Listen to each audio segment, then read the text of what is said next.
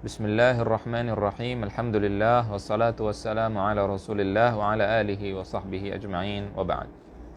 Hadis yang kita akan bicarakan sekarang adalah sebuah hadis yang menunjukkan mukjizat Nabi sallallahu alaihi wasallam.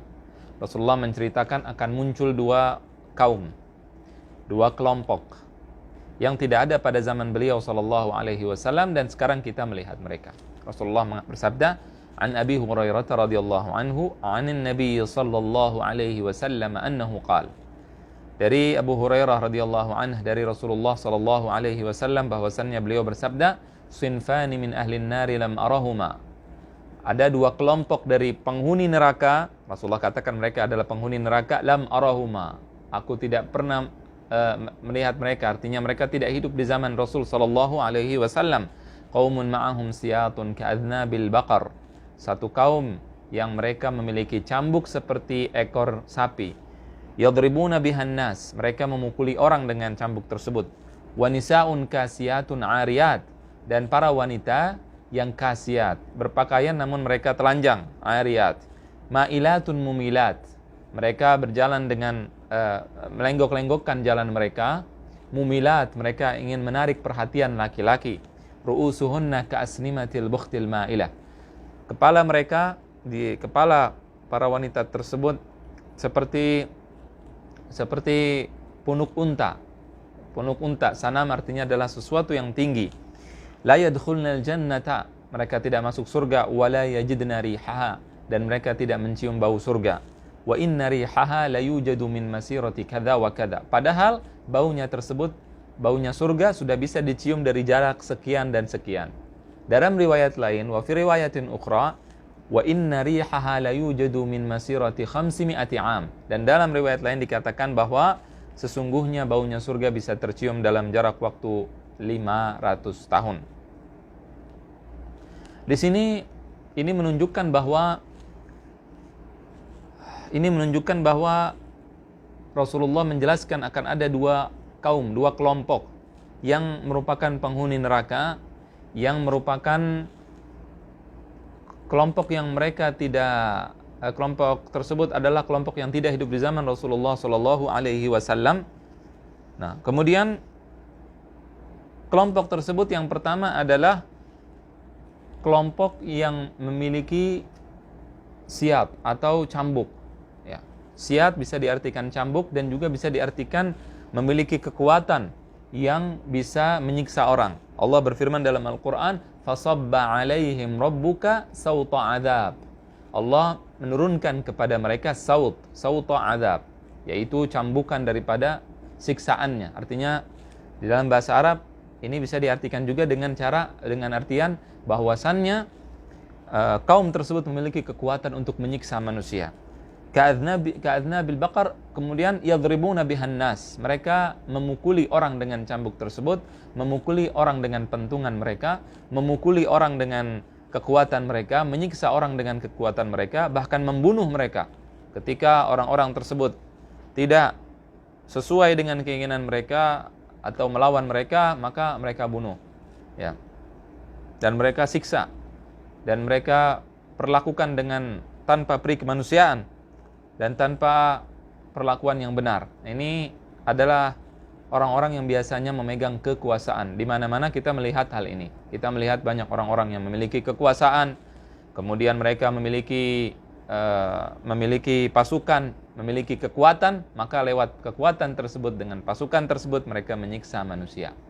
Mereka memberikan penyiksaan-penyiksaan yang tidak boleh dilakukan kepada binatang, apalagi kepada manusia.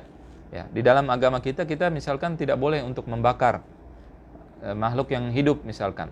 Tidak boleh kita siksa, tidak boleh kita muthlah atau kita mencincang. Ya. Tidak boleh hal tersebut, mutilasi tidak boleh. Jadi walaupun itu musuh kita di dalam peperangan, tidak boleh kita mutilasi.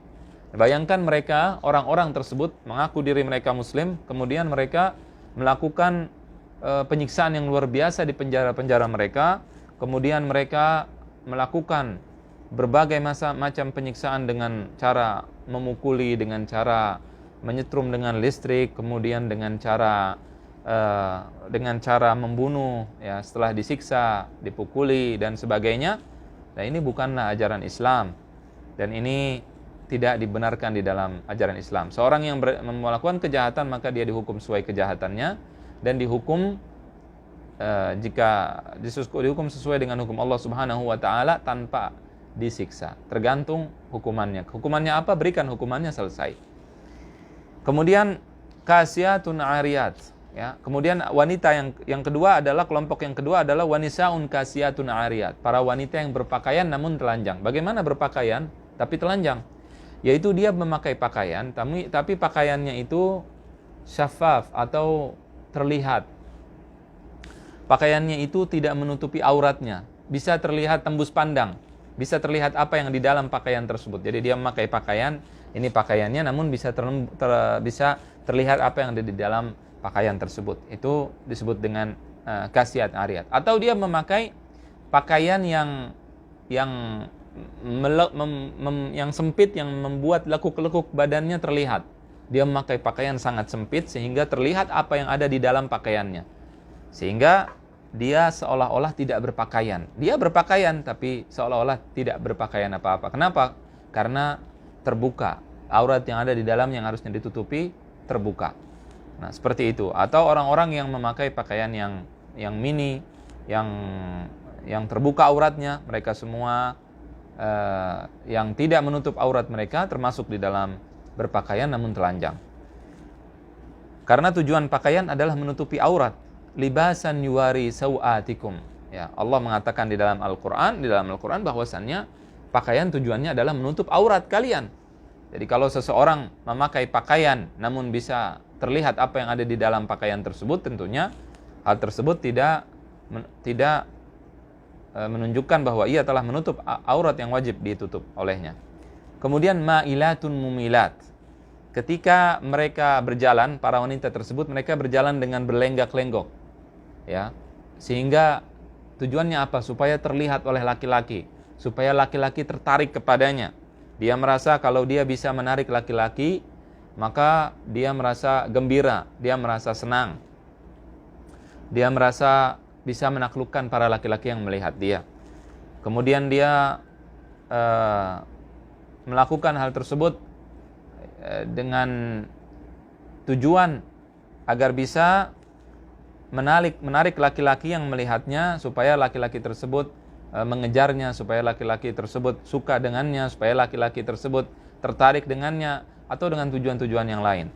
Ya, dan ini adalah perbuatan orang-orang yang wanita-wanita yang tidak beriman, wanita-wanita yang kurang imannya, wanita-wanita yang biasanya melakukan hal tersebut untuk menjual harga diri dan kehormatan, ya. Perbuatan para pelacur, tapi sekarang banyak dilakukan oleh para wanita yang tidak berniat untuk melakukan pelacuran. Kemudian ka'asnimatil bukht, ru'usuhunna ka'asnimatil bukhtil ma'ilah. Nah, kemudian mereka kadang-kadang menaikkan rambutnya, ya, ditinggikan rambutnya, mereka mereka perindah rambutnya dengan cara dibuat seperti rambut tersebut meninggi, seperti punuk unta. Ada yang tinggi, kita tahu kalau di unta tersebut, kalau kita melihat unta ada sesuatu yang tinggi di tempat duduknya, di punggungnya. Maka seperti itu mereka lakukan pada rambut mereka. Kemudian Rasulullah SAW mengatakan bahwasannya la yadkhulnal jannah, mereka tidak masuk surga. Wala yajidna rihaha, dan mereka tidak mencium bau surga. Mereka tidak masuk surga di sini kalau mereka kafir, tentunya mereka tidak akan selamanya masuk surga. Tapi kalau mereka mukmin, tentunya orang mukmin, orang yang beriman, jika dia beriman kepada Allah dan Rasulnya SAW, tidak melakukan hal yang membatalkan keislamannya, maka dia nanti ketika selesai dia dimasukkan ke neraka, pada suatu saat nanti dia akan keluar dari neraka, tapi tidak tahu kapan. Ya. Jadi di sini Rasulullah mengatakan la yadkhulnal jannah, mereka tidak masuk surga. Wala yajidna rihaha, dan mereka tidak mencium bau surga, tidak mencium bau surga. Padahal baunya bisa didapatkan, bisa dicium dari jarak yang sangat jauh. Bahkan dalam riwayat lain dikatakan wa inna rihaha la yujadu min masirati 500 am. Padahal baunya itu bisa tercium dari jarak 500 tahun. Bayangkan, kalau sesuatu baunya bisa tercium dari jarak 500 tahun, tapi ada orang yang tidak bisa mencium bau surga. Berarti orang tersebut sangat tersiksa. Orang tersebut diharamkan dan dicegah dari nikmat yang sangat besar, yaitu nikmat mengetahui dan mencium baunya surga atau memasuki surga yang Allah janjikan untuk orang-orang yang beriman. Jadi ini merupakan peringatan keras bagi para wanita yang mereka sebenarnya memiliki kebaikan. Mereka sebenarnya memiliki, sebagian dari mereka mencintai Allah dan mencintai Rasulullah SAW, mencintai agama Allah Subhanahu wa taala, punya kebaikan, mereka berbuat baik dan sebagainya. Namun sebagian karena kebodohan, karena hawa nafsu membuka aurat mereka, sehingga dengan hal tersebut mereka melakukan dosa yang sangat besar. Mereka melakukan dosa yang akan menghancurkan masa depan mereka baik di dunia ataupun di akhirat, karena mereka harus menanggung semua akibat dari kesalahan yang mereka lakukan. Kurang lebih sekitar 1 atau 2 hari yang lalu saya membaca sebuah berita, ada seorang penyanyi yang dilindas oleh truk. Bayangkan, dia dilindas oleh truk. Ini bisa dilihat di berita. Kemudian setelah itu, setelah dia dalam keadaan sakaratul maut, diperkosa oleh laki-laki, diperkosa dalam keadaan sakaratul maut. Dan wanita tersebut sadar, kemudian wanita tersebut menangis ketika dia diperkosa. Dia tidak bisa berbuat apa-apa dan dia diperkosa. Tentunya pemerkosaan tersebut adalah perbuatan yang kejam, perbuatan binatang, akan tetapi penyebabnya adalah karena wanita tersebut tidak menutup aurat tadi. Wanita tersebut ketika dia melakukan perbuatan yang dilarang oleh Allah Subhanahu wa taala, dia berdosa. Jadi pemerkosaan tersebut terjadi karena dosa dia, ya, dan kita tidak benarkan pemerkosaan tersebut. Namun wanita tersebut juga menanggung dosa karena dia yang menyebabkan dosa tadi. Ketika terjadi kecelakaan, ketika auratnya terbuka, ya, dia ditabrak oleh truk, kemudian orang yang melihatnya, ada seorang laki-laki melihat, kemudian membawanya ke semak-semak, kemudian dia memperkosa wanita tersebut. Dan ini bukan cerita tidak nyata, tapi ini cerita kemarin, baru sekitar 2 hari yang lalu kurang lebih saya lihat di berita. Na'udzubillah tsumma na'udzubillah. Oleh karena itu, maka hendaknya kita mengikuti ajaran Allah dan Rasulullah SAW untuk menjaga diri kita dan keluarga kita daripada dosa dan juga daripada kejelekan di dunia dan di akhirat. Allahu a'lam, sallallahu wasallam wa baraka ala nabiyina Muhammad wa ala alihi wa sahbihi ajma'in.